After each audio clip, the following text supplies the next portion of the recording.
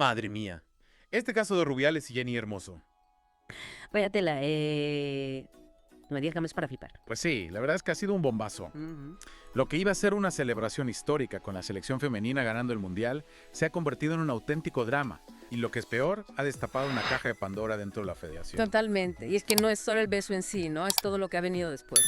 Las declaraciones de Hermoso, la presión, la reacción de la RAJF, parece un culebrón de la tele. Exacto. Para entenderlo bien, vamos a analizarlo a fondo. Tenemos noticias recientes, testimonios del juicio y hasta una tertulia simulada, para que no falta de nada. Me encanta. Venga, vamos al lío. Primero, pongámonos en situación. El beso, como ya sabemos, fue justo después de la final del Mundial, en plena entrega de medallas. Y poco después, Jenny Hermoso hizo unas declaraciones muy fuertes. Dijo que el beso había sido inapropiado y que había empañado uno de los días más felices de su vida. Claro. Y aquí viene lo importante. El testimonio de Hermoso en el juicio no solo describe el beso, sino también la presión que recibió para que apoyara la versión de Rubiales. Qué fuerte, hay que tener mucha valentía para eso. Enfrentarse a alguien con tanto poder en una organización como la RFEF. Jurado. Tiene que ser terrorífico. Sin duda, denunciar un abuso de poder nunca es fácil. Y menos cuando viene de alguien en una posición tan alta. Lo de Jenny es de admirar. Desde luego.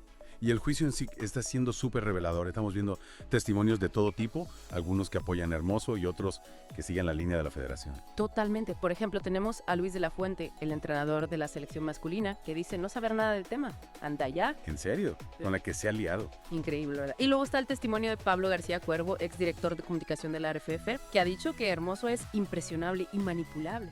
Ah, madre mía. ¿Pero esto qué es? Es que me parece fatal. Como si intentaran desacreditarla antes de que pueda defenderse. Es una táctica lamentable, sí.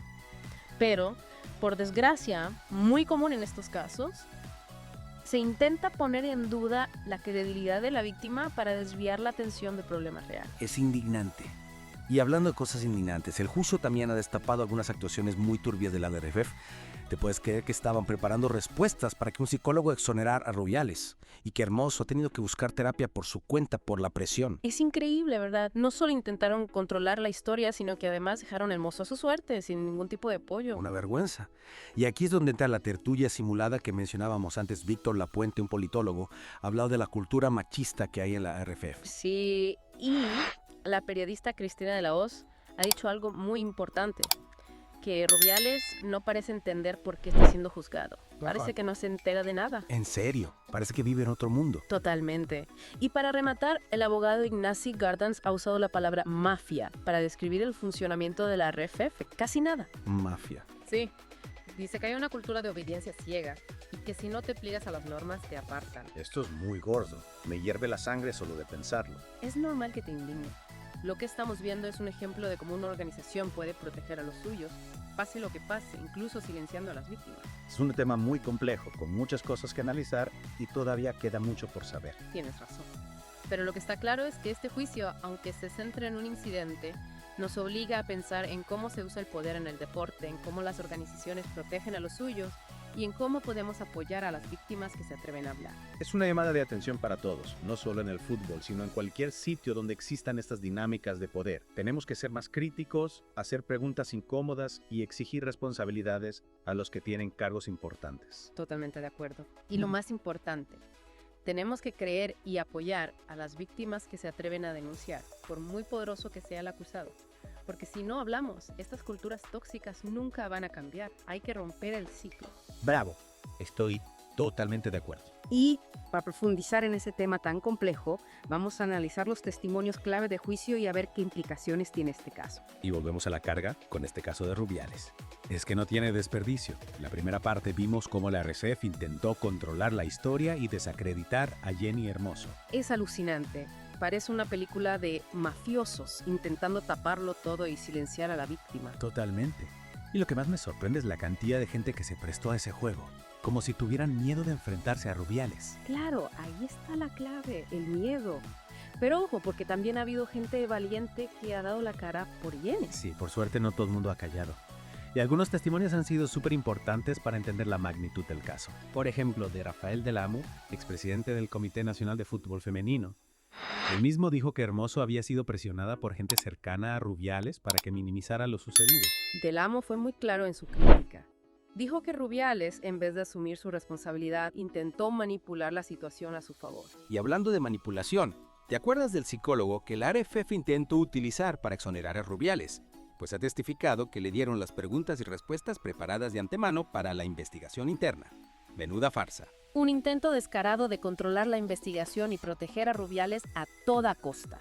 Es increíble el nivel de encubrimiento que se ha orquestado. Y la cosa no acaba ahí. El propio hermano de Jenny Hermoso, Rafael Hermoso, ha contado que el exseleccionador, Jorge Vilda, le pidió que convenciera a su hermana para que grabara un vídeo con Rubiales restando importancia al beso. Incluso mencionó que hubo amenazas veladas sobre las posibles consecuencias para Hermoso si no accedía a la petición. Es que me pongo en la piel de Jenny y me da un vuelco el corazón. Imagínate la presión que tuvo que sentir viniendo de la propia directiva de su equipo. Es una muestra más del poder que tenía Rubiales y de hasta dónde estaban dispuestos a llegar para silenciar a Hermoso. Pero, como decíamos antes, también ha habido gente que ha dado un paso al frente para apoyarla. Misa Rodríguez, la portera de la selección, ha sido muy valiente al hablar en favor de Jenny. En su declaración fue tajante.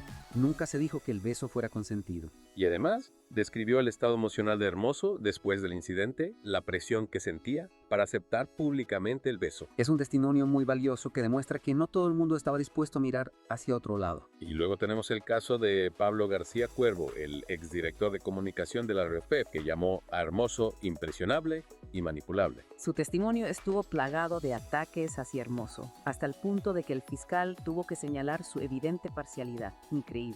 El juez incluso tuvo que intervenir para calmar los ánimos en la sala. Es evidente que hay mucho rencor dentro de la RFEF y parece que aquellos que se atreven a alzar la voz contra Rubiales son rápidamente apartados y desacreditados. Es el clásico ejemplo de una organización que cierra filas para proteger a los suyos, sin importar el daño que puedan causar. Y aquí es donde la tertulia simulada cobra aún más relevancia, porque nos ayuda a entender el contexto social en el que se enmarca todo ese escándalo. Exacto.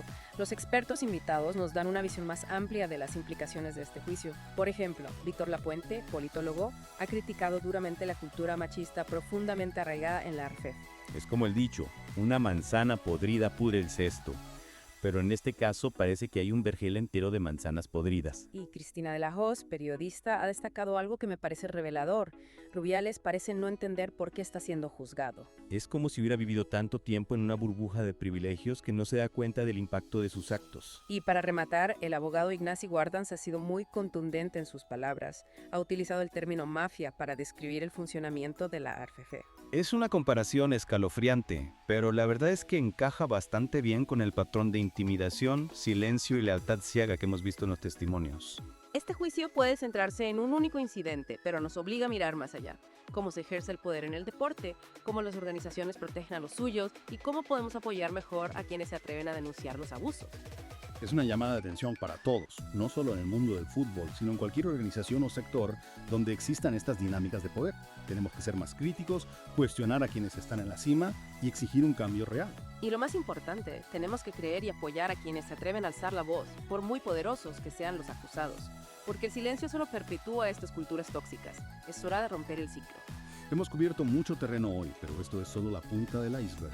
El juicio aún no ha terminado y queda mucho por descubrir. En la próxima y última parte de nuestro Deep Dive, analizaremos las consecuencias de este caso y exploraremos qué podemos aprender de este turbio capítulo del fútbol español. No te lo pierdas. Madre mía, qué jaleo con este tema, ¿eh? Entre presiones, encubrimientos, testimonios. Parece que el mundo del fútbol se ha convertido en un sálvame deluxe. Tienes toda la razón. Este caso ha sacado a la luz una realidad que a veces se esconde: el abuso de poder y la cultura machista en el deporte. Y lo que más me preocupa es que esto no sea un caso aislado. Seguro que hay muchas otras Jenny Hermoso ahí fuera sufriendo en silencio por miedo a hablar. Es muy probable. Por eso es tan importante que se hable de este tema, que se denuncie y que se apoye a las víctimas. Para entender mejor el problema, vamos a analizar esa tertulia simulada que decíamos. Sí, porque los expertos nos dan una visión muy completa de lo que implica este juicio. Exacto. Por ejemplo, Víctor Lapuente, el politólogo, ha criticado mucho la cultura machista de la RFF. Dice que esto no es un caso aislado, sino un problema que viene de lejos. Claro, si el presidente de la federación se comporta así, ¿qué ejemplo da el resto? Es normal que haya gente que se crea con derecho a hacer lo que quiera. Totalmente. Y Cristina de Los, la periodista, ha dicho algo que me parece clave: que Rubiales no parece entender por qué le están juzgando. Es como si no se diera cuenta de la gravedad de lo que ha hecho. Parece que vive en otro mundo. Totalmente. Y para rematar, El abogado Ignacy Gardens ha usado la palabra mafia para describir la RFF. Buf, eso es muy fuerte. Lo que quiere decir Gardens es que la federación funciona con intimidación, silencio y lealtad ciega. Y quien se sale de la línea, lo apartan. Es como una red donde nadie se atreve a decir nada por miedo a las consecuencias. Este juicio, aunque se centra en un incidente, nos obliga a reflexionar. ¿Cómo se usa el poder en el deporte?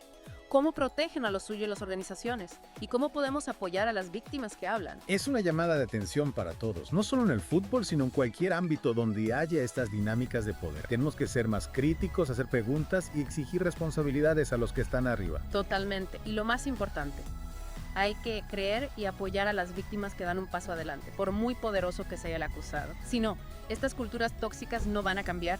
Hay que romper el ciclo. Estoy totalmente de acuerdo. Este caso nos deja muchas preguntas, pero también nos ha abierto los ojos a una realidad que no podemos ignorar. El camino hacia la igualdad es largo, pero con valentía, determinación y apoyo podemos conseguir un mundo más justo para todos. Y hasta aquí nuestro Deep Dive sobre el caso Rubiales. Esperamos que os haya ayudado a entender mejor este tema tan complejo y polémico. Seguid informados, seguid cuestionando y no os calléis nunca ante la injusticia. Un abrazo fuerte a todos y hasta la próxima.